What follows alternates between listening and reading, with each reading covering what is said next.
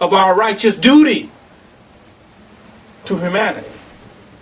They suffer because of the lack of our righteous duty. Am I right? You're right. Our children, somebody's children taken from them, putting in DCFS. Never see their parents again. Huh? Children that are on the slave trade being sold by white supremacists. Am I correct? Correct.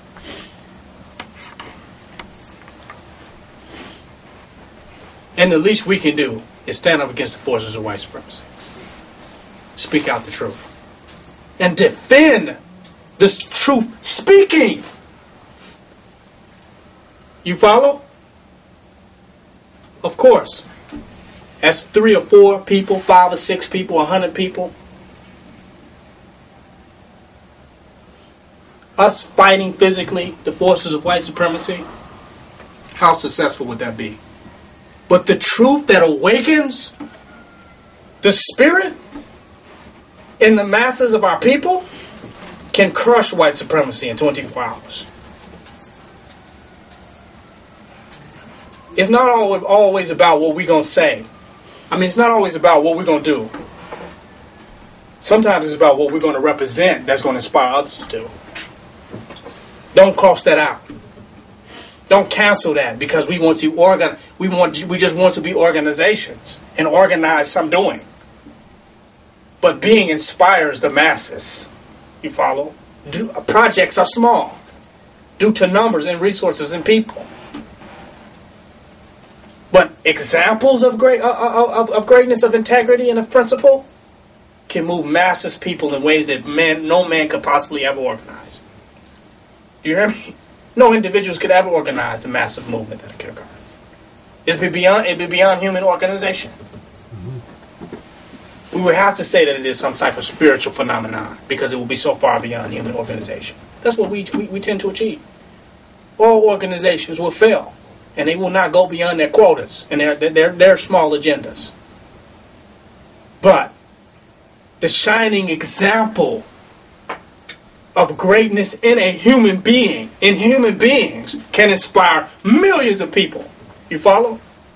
To make changes. That's something that an organization cannot do. One man can do more than an organization can do.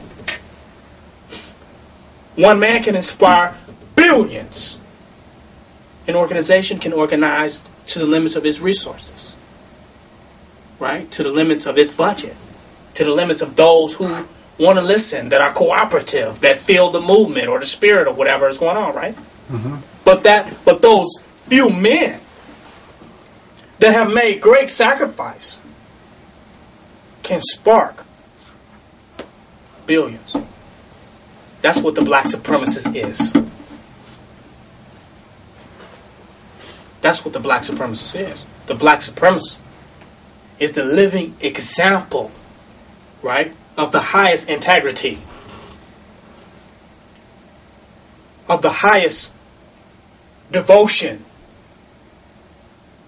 to positive world change, to selflessly invest one's own self into being an exemplary representation of world change. And that in and of itself inspires others to know that this unmovable force and unconquerable spirit they too have. They too can make these supernatural decisions. And once millions of people start making them, white supremacy is over with. Our weakness lets that go. But where many will be inspired by strength and inspired to be strong completely, so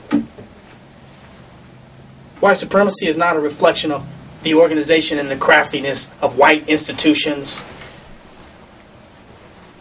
and white groups and white government.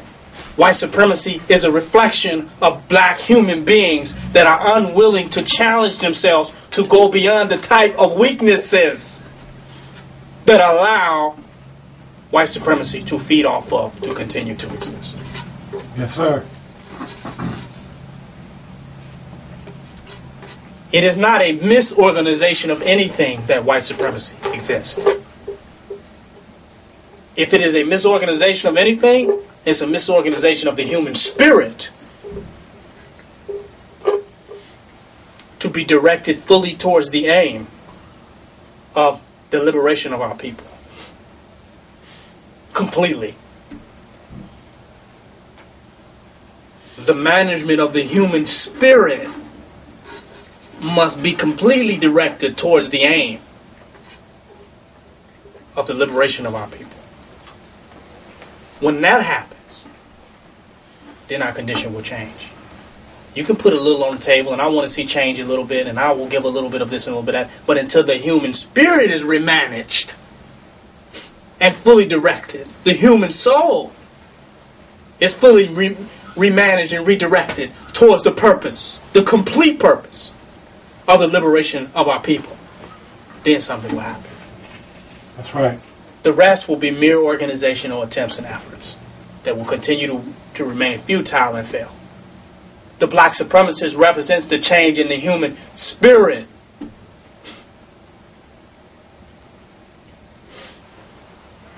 On board. The white supremacists, the black devils, the asses of masses have good clothes, good houses, good cars, good materials. The black supremacist has good souls. You follow? That they have brought forth, shined it off, spit shined it, and brought its attributes forward so that all can see the true greatness that lies within the black human being. And once they get that example, white supremacy is over with. It's over with. And that's why it is over with. Because if there are people standing like us, and that's catching on, not merely some internet movement, not merely some DVD movement, but a movement of people with an indomitable and impenetrable spirit, change will happen for sure. Because if those individuals are unchangeable in their unmovable, unpenetrable, undominable will, if they're unchangeable in that, then everything else must change. Automatically. It has to. It has to. So what tactics are needed? What strategy is needed? The strategy is for those who are not sure of where they're at, because they think it's a strategy of a difference in losing. Strategy could just mean you lost that battle. Indomitable will is that ultimately you will be successful. Indomitable will means that you are invincible. You cannot be killed. You cannot be destroyed. You can't break a man's spirit and a man's consciousness, then he is unbreakable. She is unbreakable. So those looking for the right organization, the right strategy, the right tactic, live in fear. Become the right person, and the right strategy and the right tactic will find you. Huh? The eventually will become inevitable. The eventual will be inevitable. Am I correct? You're correct. As long as you're there, you're going to find out. Mm-hmm. If you're still there, you're going to get a breakthrough. The knowledge will reveal itself. If you don't get out of your meditation, some enlightenment has to happen. Some people say in their meditation, when is enlightenment going to happen? You've already quit meditating right there. Mm-hmm. The wind has distracted you. Huh? That's right. Get rid of the wind, and what can happen? Eventually. Enlightenment. Inevitable. If there's no wind to happen, then what happens? It happens. You teach him. So those that are lost in strategy and tactics and schemes, they're not standing. We can use a million schemes, a million tactics, a million strategies. The question is, who are we? That's called determination. It's a puzzle You know all the pieces are there because our ancestors already did it. So we know all the pieces to the puzzle that are is there. The determination will mean that we will put the puzzle together because all the pieces are there. We're impatient, and it's taking us longer to put the puzzle together because we're impatient. All the puzzles are there. It's not happening now. So we're impatient. And our impatience distracts us. The black supremacy is fully in the moment. The only thing can happen is the puzzle coming together. That's it. We talk about self-sufficiency. But in self-sufficiency, we need white supremacist money to do it. I need to buy a backup generator and buy this and buy that. And our self-sufficiency comes from a life of servitude where we get the economic resources to buy what is needed to be self-sufficient. So what we call self-sufficient is a prepared vacation from white supremacy. Okay. You want to be self-sufficient? Step on him now, yourself. Step away from him right now. Don't prepare for self-sufficiency through white supremacy. Am I correct? That's not self-sufficient. That's not self-sufficiency. Self is sufficient now. Step into it. I don't know what I'm going to do, blah, blah, blah. That's self-sufficiency right there. You're going to have to become sufficient in self to do. All the material stuff, that's circumstantial. This place you got a tent, this place you got a backup generator, this place you got this place you got that. That all changes. But the mindset of sufficiency fits all scenarios. I'll be all right. Huh? I'll be all right. You teaching. I'm good. You teaching. Always. And that's the self-sufficiency that all these hippies and organic movements and all that need to happen. Need to happen for them. That's what they need. Mental self-sufficiency. Great move. If they get that, they'll start doing the rest now. Because their whole idea of attaining self-sufficiency is based on a belief in self-inefficiency now. Who told you you was not self-sufficient now? Somebody must have said it. And the fact that you don't believe that you're self-sufficient is what you got to buy everything you need from the white man to be self-sufficient now. It's marketable. I need to buy this many seeds and this many trailers and this many how are you self-sufficient? Self-sufficient means that you are good right now. It can only exist in the now. It's a mentality and an attitude that we must take on now. If we can't take that on now, we will never, ever be self-sufficient. Only time we can be self-sufficient is right now. If we worry about how we're going to do this, that in the future, and how we're going to get in the future, we're not self-sufficient now. Because sufficiency is the only thing that self-sufficient is the only thing that we can have now that we will definitely have in the future. Huh? All these objects will come and go. Tents, whatever. They'll come and go. Right. But our self-sufficiency will be there. Not needing mental self-sufficiency. Not being in need, but being in the moment. In the completeness of one's own knowledge of their efficiency and their ability to be doing half. They're going to make a way out of no way. That is the only self-sufficiency. And you ain't going to find out how self-sufficient you are until you step into no way. You step into tents and this and that. You step into a way. Mm-hmm. Step into no way, and then you'll be self-sufficient. Step into a way, you step into what somebody else has already set up and created and developed. That's a fact. The black supremacy can step into the uncharted ground of no way. We can step into no way. We can step into nothing because we are self-sufficient, and we'll make something out of that because self is sufficient for everything that we need. True self-sufficiency means self is sufficient. Mm-hmm. My consciousness is sufficient. My meditation is sufficient. My surety is sufficient. My intelligence is sufficient. My skills are sufficient. My ability to learn and adapt is sufficient. That's self-sufficiency. So, I say all this to say that we will attract circumstances to us that will challenge us to be who we say we are, and then we either gonna be able to stand on who we say we are and win, or we gonna run from what we have attracted. We're gonna have to change our identity and say, well, maybe I can't stand up for all that. I done bit off more than I can chew. So let me start regurgitating. But if you are solid, then you understand what you have attracted. You understand how what you have attracted related to the deeper root of what you're manifesting, of what you have invoked.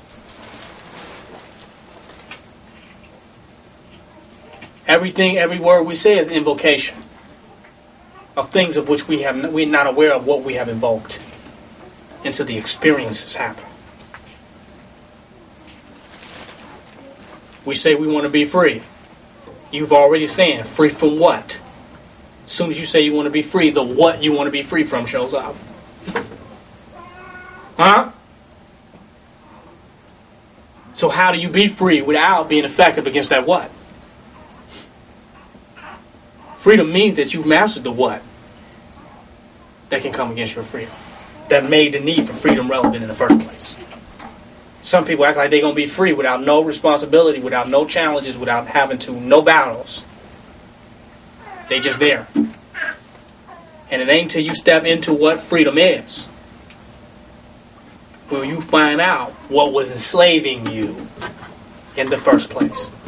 You won't find, people say, I don't have a slave master. I'm not no slave. Try to be free.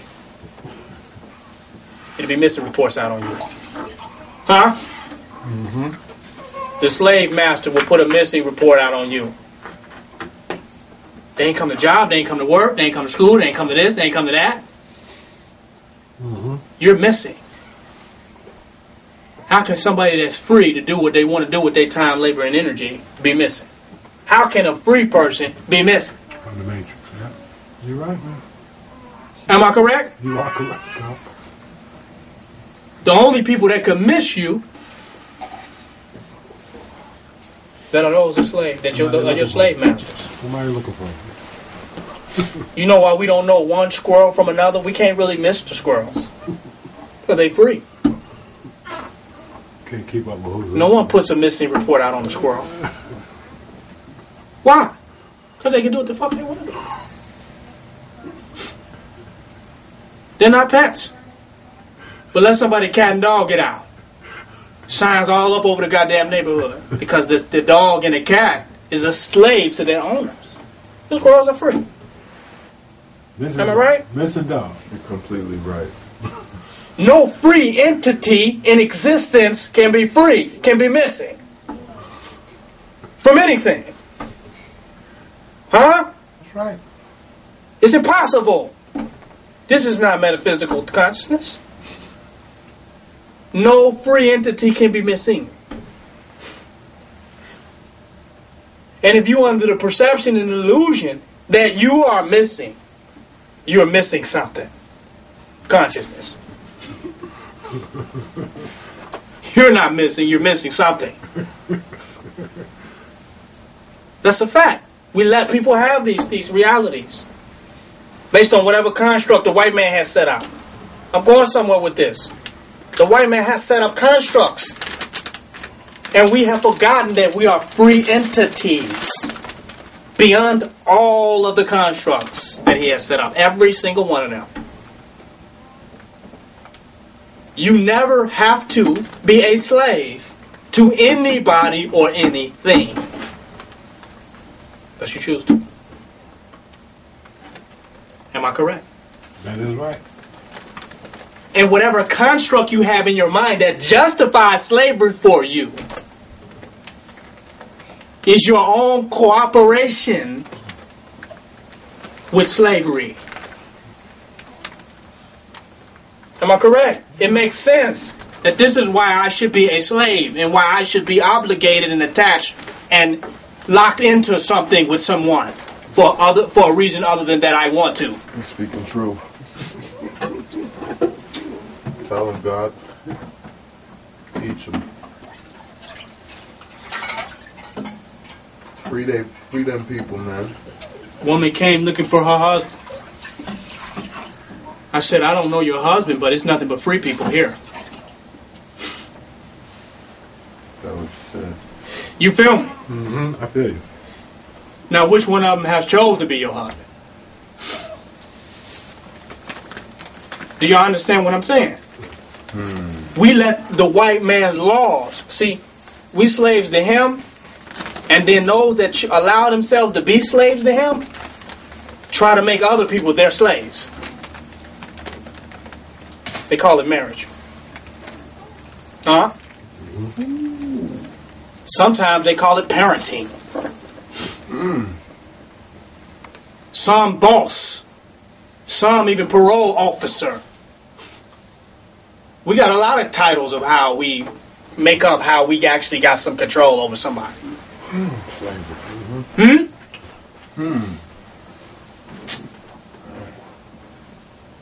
We got these slave concepts. Even friend. So we are since we don't know what love is, we have to find reasons to enslave people, because we have so low self-esteem. We do not believe that anyone would want to be among us if they are not our slaves. Am I right? Even friend. Sign this 50-page document for marriage. Because deep in the back of my mind, I do not believe that you really want to be with me. Huh? I really can't trust the fact that you want to be with me. Matter of fact, I know you don't. Let's keep it real. But this is all I got. That's white supremacy.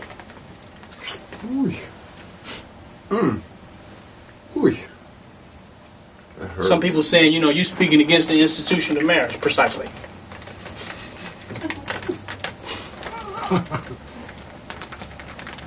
No animal in nature has an institution of marriage. Only white supremacy has this. Only one who would make a slave would create an institution of nature. I understand the thinking. It fits together. I understand why they came up with that. It's a slave master would produce this type of a thing. This thing that is this entity that is out of touch with nature, that is insecure, that only feels secure based on their ability to what? Control and dominate over others.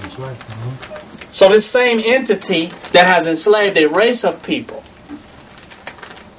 has now created a construct to enslave their own women. Am I right? He wasn't just a black man's slave master. He was the white woman's slave master. Thus the women's liberation movement. Am I correct? Am I making this up? So his wife was his slave and his property. And this is where the whole construct of marriage comes from. Property.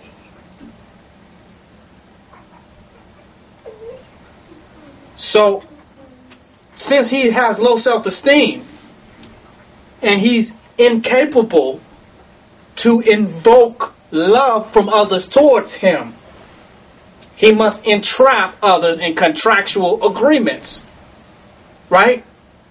And imprison them. You know the closest place a white person can get to a black person? Tell me, God. Prison. I know I can get amongst you guys if I put you in here. Like that? He wants camaraderie. He wants to be an association. And his way of producing this is through slavery. Right? Through bartering, through materialism, through controlling and manipulating the resources, coming up with some trick reason to keep people with him. We're not Americans because we like to be with him. We're Americans because we're going to jail if we're not. Huh? My God. We're Americans because if we anything else is treason. You're breaking the contract. Huh? You don't have a choice. It ain't about how much you like America. It's about what we do for you. Don't you get a link card? Don't you do this? Don't you get these resources from us? That's what it's about. So it ain't about whether we like you. We stuck with you because you have found a way to manipulate all the resources of the earth. That justifies our relationship to you. Huh? Wow. So his marriage construct and all of his marriage construct, parent construct, school construct, all of his constructs have the same slave and master running through them. Huh? Obey command. Obey command. Nobody's free. We don't ask children what school you want to go through. You got to go to the school that is in your neighborhood. That's a detainment facility. Y'all been talking about martial law is coming. Where do you think your children are? Standing in line. In the building. Getting rations of unedible foods. Huh? Our children have been in martial law already. And mind control. Concentration camps. Where they have superior methodologies of mind control. Where they don't even have to use brutality. They've mastered this thing.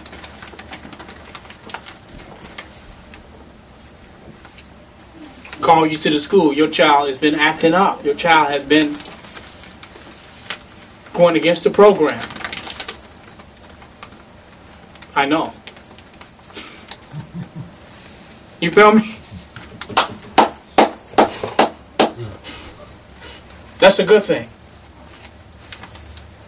Because my child is not being trained and probably not going to get in the FEMA coffin. The way our children are lining up in the school system, they are being prepared to willingly and cooperatively get into the FEMA coffins. Everybody line up. Huh? They would have a harder trouble getting monkeys into FEMA coffins than they are with our children in the school system. Not a joke. Huh? You're right. Wow. They would have a harder problem getting monkeys into concentration camps than our children. And they would have a harder problem getting their own children in the concentration camp than ours. Am I teaching? You're teaching. Which is with the whole Occupy Wall Street and all this stuff. This is the white boy stuff. Rebellion and resistance. We ain't got no rebellion and resistance. We don't have any rebellion in us. We cooperate and obey white supremacy. Nobody follows the laws and rules more than black people. Teaching. We say black people are in jail because of the police force and police brutality and how militant they are. No. Black people are in jail because they cooperate with the police. Let's get it real. Through how they are educated, they turn themselves in and work with the police department. They work with the institutions of police enforcement more than anybody else. A slave is going to work with his master more efficiently than anybody else. So it's two dynamics happening. We think that they're just locking up all black people. But black people are mentally locking themselves up. You follow? To be in the right with white supremacy. Do you see what I'm saying? They're cooperating. When you watch the sheriff shows, you see how many black people are on the run. You remember the sheriff shows that used to come on? Police or cops or whatever name it was? Most of the people with warrants was white boys. Am I right? Right. A lot of people, they there, they going. Yeah. The system has to work less harder on a cooperative Negro. We ain't got to do anything. Am I right? We are guilty in our own consciousness until they let us know we're innocent. I'm going in now. I'm going in. We are guilty in our own mind unless they say you're innocent. We still can't believe we're innocent. You sure? Are you sure? Because I know you all are the heaven godly father of the universe. But still, even though you're the heaven father godly of the universe, you still got to be wrong because I couldn't be innocent. Wow. I'm a nigga. Wow. Wait a minute now. Wow. Run that again. You sure? Give you my social security number again. You sure? Nigger, get out of here.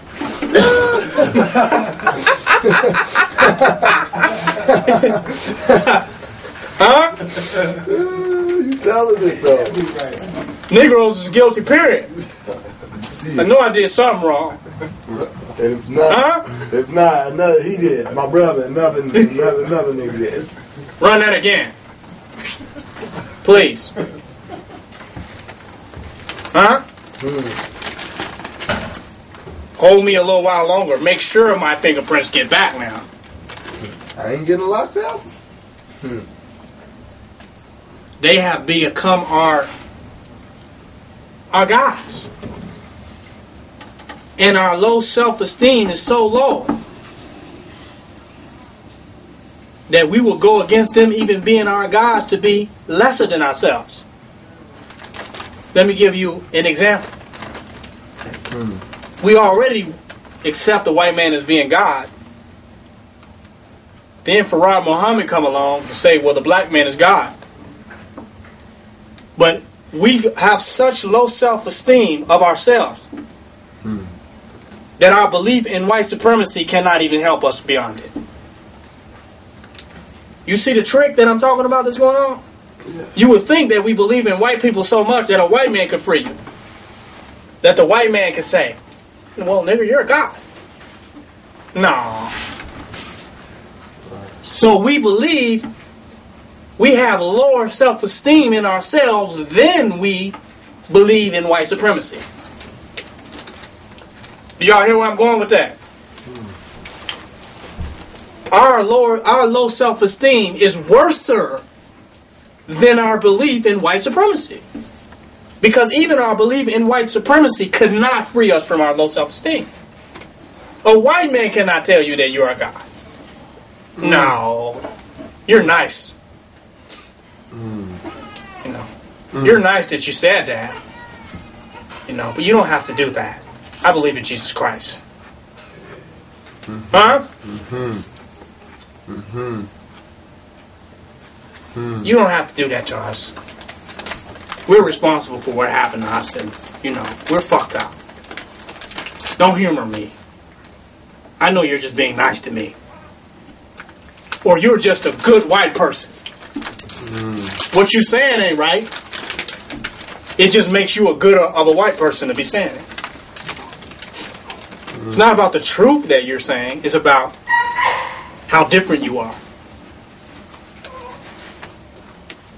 as a white person. So our low self-esteem is worse than our belief in white supremacy. That's the problem. And black supremacy is the elevation of our own esteem about who we are. It is the repair. It is the reparation. It is the internal atonement. You follow? Black supremacy is the correction of the identity crisis that the black man has had about himself for the last 400 years. It repairs the low self-esteem. It is the proper esteem for ourselves. It's not just hatred of white people. It's hatred of those that do us wrong.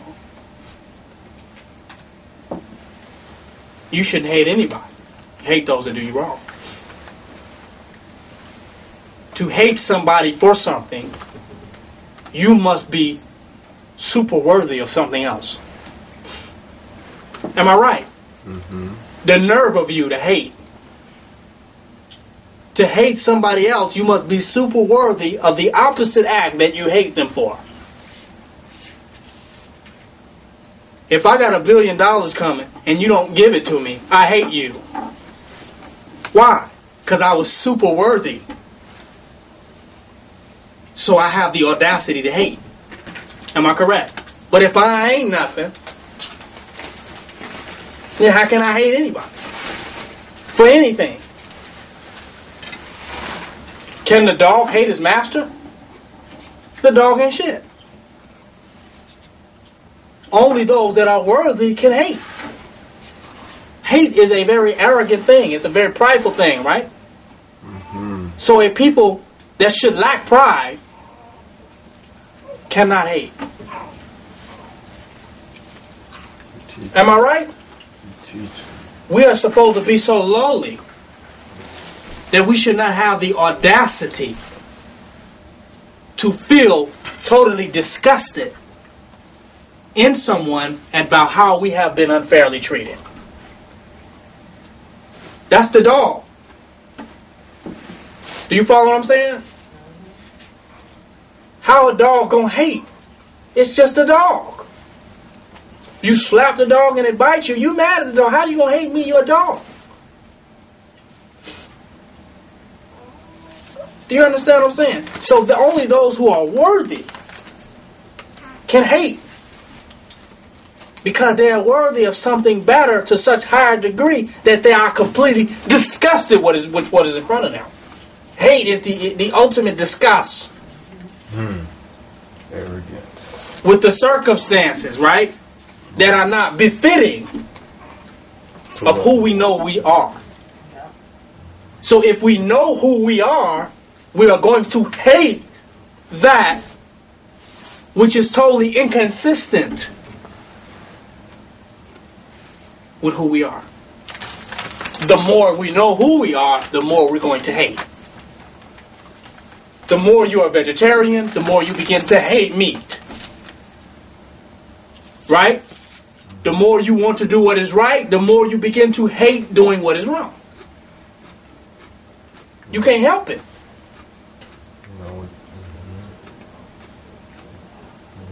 So as black supremacists, we have the audacity to have hatred against those that have treated us unjustly and unfairly and inconsistent with the way we deserve to be treated.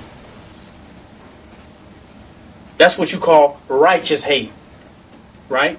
And righteous anger.